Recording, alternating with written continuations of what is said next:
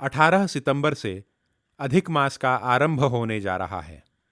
कहा गया है, अधिकस्य अधिकम फलम।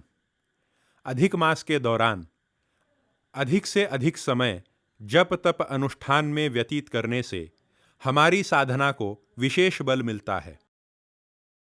गत कुछ दिनों से संस्थान के कार्यालय से संपर्क करके कई भक्तजनों ने जानना चाहा कि आने वाले इस अधिक मास में हम भक्तजनों के लिए श्री जी की क्या आज्ञा है। कहा जाता है कि अधिक मास में कुछ विशेष साधना करनी चाहिए, कुछ धार्मिक कर्म करने चाहिए। तो ऐसी कौन सी साधना है जो हम इस अधिक मास में करें, जो हमारी आध्यात्मिक प्रगति के लिए श्रेयस्कर हो? इस प्रश्न को लेकर संस्थान के कार्यालय में अनेक भक्तजनों के फोन आए। वैसे तो सभी सांप्रदायिक सद्भक्त गुरु आज्ञानुसार अपनी अपनी साधना में नियमित रूप से लगे रहते हैं, परंतु ऐसा जब कोई विशेष पर्व या अवसर आता है तो भक्तजन श्री जी के निर्देश के लिए, उनकी अनुज्ञा के लिए उत्सुक रहते हैं। भक्तजनों की यही इच्छा होती है कि किसी भी प्रकार के व्रत या अनुष्ठान को आरंभ करने से पहले वे अपने सद्गुरु की अनुज्ञा पालें। अपनी समझ के अनुसार या किसी के कहने पर हम सब समय समय पर विविध प्रकार की छोटी बड़ी उपासनाएं करते हैं, परंतु अपने सद्गुरु द्वारा बताए हुए उपासना क्रम को निष्ठापूर्वक पूर्ण करने का समाधान कुछ अलग ही होता है। कुछ दिनों पहले हमने श्री जी के समक्ष यह बात रखी और उनसे पूछा कि सांप्रदायिक सद्भक्तों के लिए अधिक मास में आचरण योग्य कोई अनुष्ठान बताएं। तो श्री जी ने कहा, अद्वैत बोधो आम्ही हाची हो आमुचा धंधा।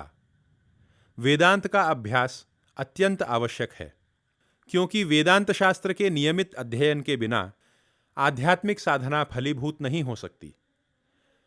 हम इस एक माह की कालावधि में श्रीमद् भगवद गीता के माध्यम से वेदांत शास्त्र का अध्ययन करेंगे, ऐसा श्री जी ने कहा। हम सभी भक्तजनों पर श्री जी की यह बहुत बड़ी कृपा हुई है, ऐसा मेरा मानना है। वेदांत शास्त्र में रुचि रखने वाले विद्यार्थियों के लिए तथा सभी जिज्ञासुओं के लिए सीखने का यह एक स्वर्णिम अवसर है। दैनंदिन जीवन में हम सब अपने कामकाज में इतने व्यस्त हो जाते हैं कि वेदांत के अभ्यास को गंभीरता से नहीं लेते। मेरे पास उतना समय नहीं है, ऐसा कहकर बहाना बना लेते हैं। यह अधिक मास इसीलिए आता है कि प्रायः हम जो ठीक से नहीं कर पाते उसे भरपूर समय दें और अपनी जीवन शैली के साथ उसे शाश्वत रूप से जोड़कर आत्मोद्धार का मार्ग प्रशस्त करें। समय का नियोजन कैसे करना चाहिए, यह भगवान ने गीता में बताया है। युक्ताहार विहारस्य युक्त चेष्टस्य कर्मसु युक्त स्वप्नावबोधस्य योगो भवति दुःखः।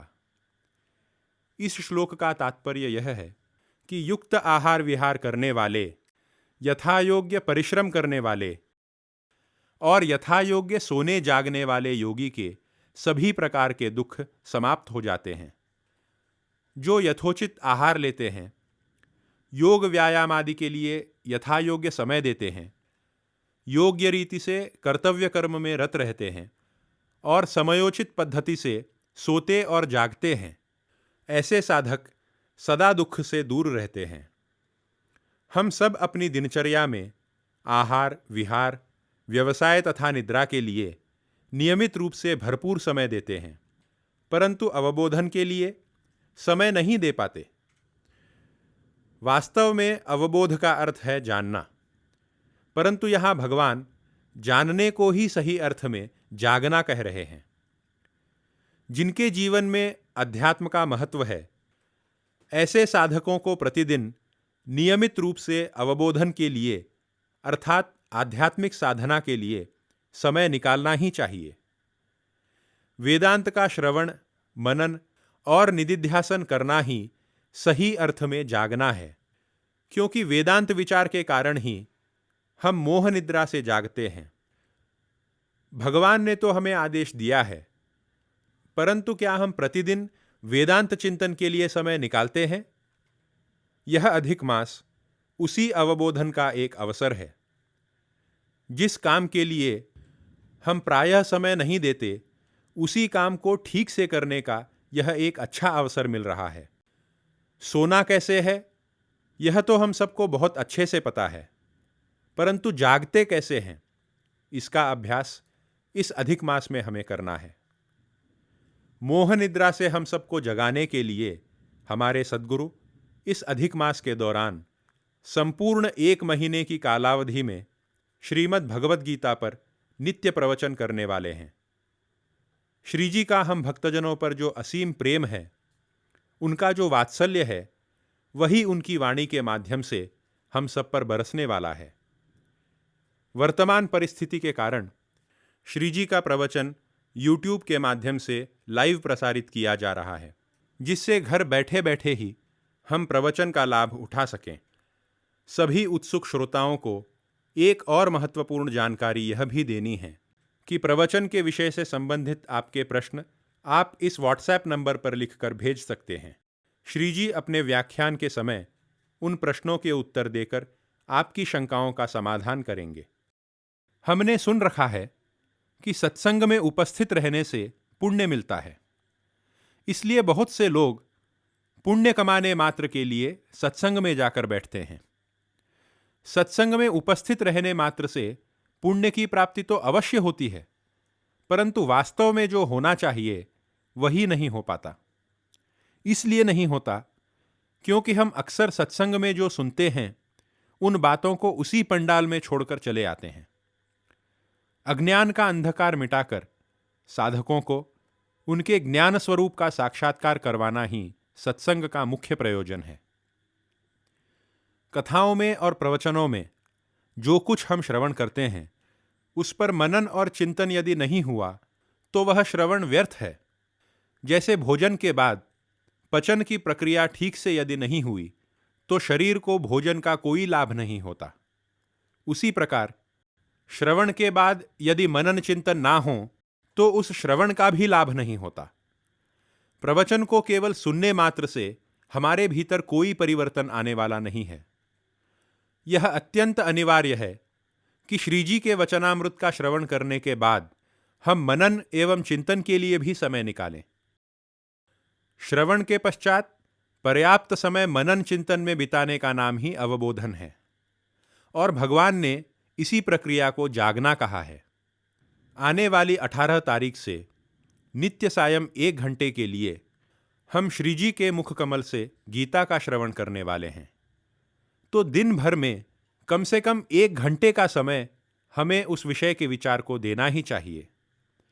हम ऐसा नहीं कह सकते कि सुनने मात्र का समय हमारे पास है, लेकिन मनन चिंतन वगैरह हम नहीं कर पाएंगे। श्रवण, मनन और निधिध्यासन यह एक संपूर्ण प्रक्रिया है, और जो लोग विधिवत इस प्रणाली का अनुकरण करते हैं, वही आध्यात्मिक साधना में सफल होते हैं।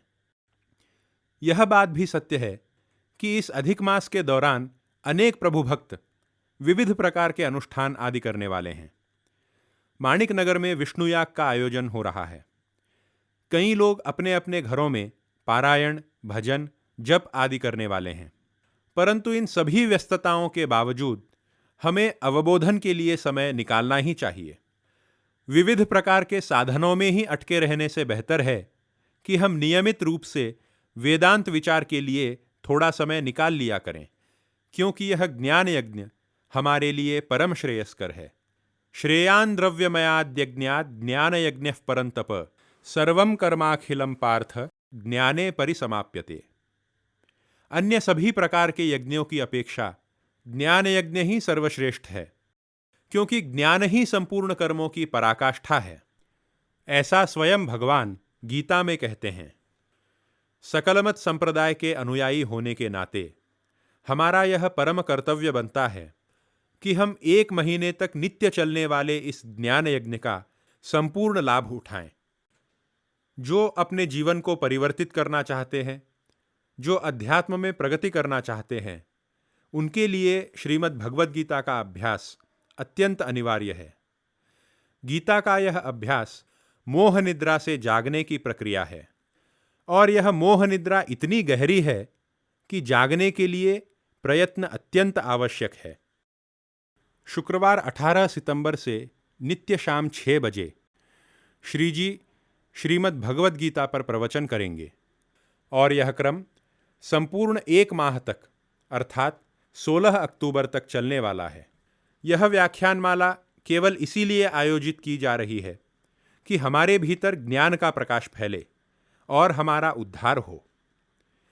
एक गुरु होने के नाते श्री जी तो अपना कार्य अत्यंत दक्षता से कर रहे हैं, परंतु शिष्य होने के नाते हमें अपने कर्तव्य को ठीक से समझकर इस अवसर का सही लाभ उठाना चाहिए।